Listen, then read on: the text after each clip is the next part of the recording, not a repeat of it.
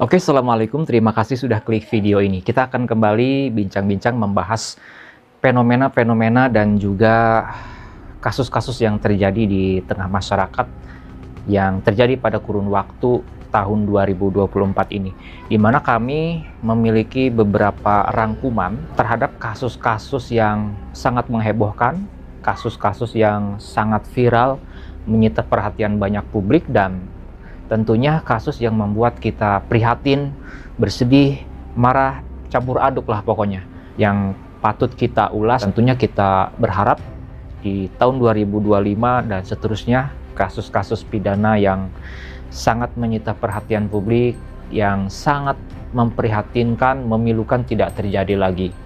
Dan berikut ini ya beberapa kasus yang viral itu yang kami soroti. Pertama tentu berkaitan dengan kasus yang berhubungan dengan perkara tindak pidana dugaan pembunuhan terhadap Vina dan Eki ya. Ini sangat booming sekali, sangat viral sekali dan sangat menghebohkan, di mana peristiwanya memang sudah terjadi di tahun 2016 kalau nggak salah, tetapi mencuat kembali, viral kembali pada tahun 2024 yang menimbulkan banyak kehebohan. Di antaranya adalah penangkapan Peggy Setiawan. Ini juga sangat menghebohkan dan membuat kita prihatin karena diduga banyak sekali kejanggalan-kejanggalan yang dilakukan oleh aparat penegak hukum yang memproses perkara ini ya. Di antaranya dengan menangkap Peggy Setiawan ini prosedurnya ya banyak prosedur yang dilewati ataupun juga prosedur yang tidak sesuai dengan seharusnya gitu kan. Kemudian juga penetapan alat-alat bukti yang ini banyak menuai pro kontra, banyak menuai tanggapan yang pesimis lah dari netizen ya. Bahkan tidak sedikit juga yang mencibir, yang membuli juga kan. Ini sangat mengkhawatirkan tentunya. Kemudian dari kasus Peggy Setiawan tersebut muncullah dugaan-dugaan yang dilakukan oleh oknum penyidik yang memeriksa para tersangka yang diduga menjadi pelaku pembunuhan Vina dan Eki. Nah, di sini saya masih menyimpan beritanya. Ada 4 fakta mengerikan di sidang PK terpidana kasus Vina. Disiksa polisi hingga dipaksa minum kencing. Nah, ini kan banyak juga tuh pemberitaannya ya, di mana para tersangka yang saat itu sudah menjadi terpidana saat ini, itu dulu waktu dimintai keterangan, waktu di BAP diinterogasi, ternyata mereka mengaku ada dugaan penyiksaan, penganiayaan, kekerasan yang sangat luar biasa, yang sangat tidak manusiawi ya. Itu juga sangat memilukan kita sebagai masyarakat terhadap kondisi penegakan hukum, terutama pada tahun 2024 ini. Nah, kemudian kasus yang menyita perhatian publik, membuat kita marah, membuat kita sedih juga tentunya, kasus dugaan pembunuhan yang dilakukan oleh seorang pemuda terhadap gadis penjual gorengan. Itu juga sangat viral, sangat heboh, dan tentu membuat kita sangat merasa sedih, merasa marah, campur aduk dan lain sebagainya. Mudah-mudahan ini nggak terjadi lagi ya. Ini sangat memprihatinkan sekali kondisi seperti ini. Selain itu, baru-baru ataupun juga menjelang akhir tahun 2024, ini juga banyak kasus yang sangat memilukan kita. Nah, ini ya, ini ada berita tentang dugaan penembakan yang dilakukan oleh oknum polisi terhadap seorang siswa di Semarang ya.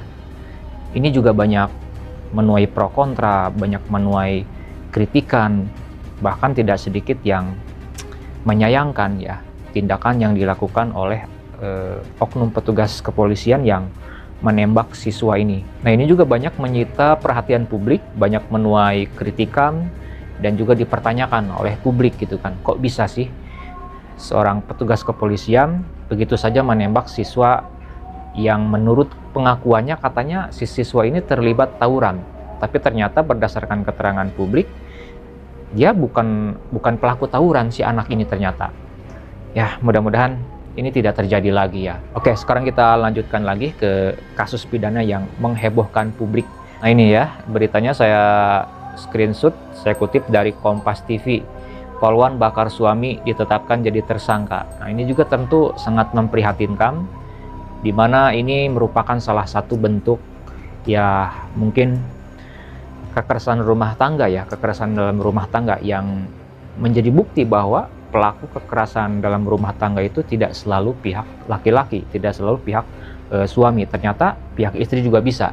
Dan itu tentunya karena ada banyak faktor ya, banyak hal yang menyebabkan peristiwa itu terjadi. Mungkin karena masalah ekonomi, kalau yang saya baca sih ya, itu masalahnya karena judi online kalau nggak salah. Ini juga sangat memprihatinkan dan mudah-mudahan tidak terjadi lagi. Itu harapan kita tentunya kan. Kita lanjut. Nah ini ya, ini juga sangat viral, sangat menghebohkan. Lagi-lagi polisi, oknum polisi, tembak rekannya sendiri ya, AKP Dadang namanya. Dan sekarang beliau sudah dipecat.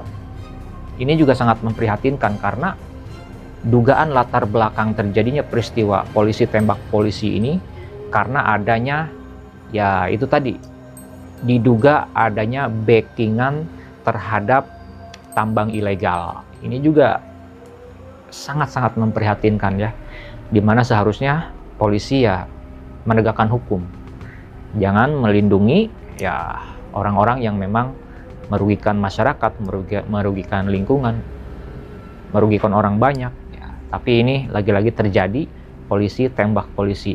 Ini sudah sangat sering sekali ya, oknum polisi tembak anggota polisi yang lainnya, tembak temannya yang sesama polisi. Sangat-sangat memprihatinkan. Kita lanjut, peristiwa pidana yang menghebohkan lainnya. Nah ini ya, berkaitan dengan anak yang tega membunuh ayah kandung dan neneknya sendiri. Bahkan ibunya sendiri itu hampir menjadi korban juga. Namun alhamdulillah si ibu kandungnya ini bisa menyelamatkan diri dan bisa tertolong.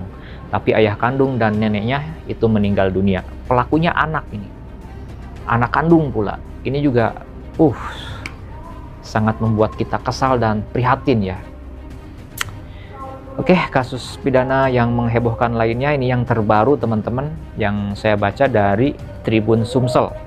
Sosok anggota polisi juga ini ya, oknum polisi yang diduga membunuh ibu kandungnya menggunakan tabung gas LPG. Waduh, kita mendengarnya sangat menyayat hati, sangat sedih lah, sangat sedih. Dan kok bisa ya, banyak sekali kejadian-kejadian pidana yang itu melibatkan anggota keluarga.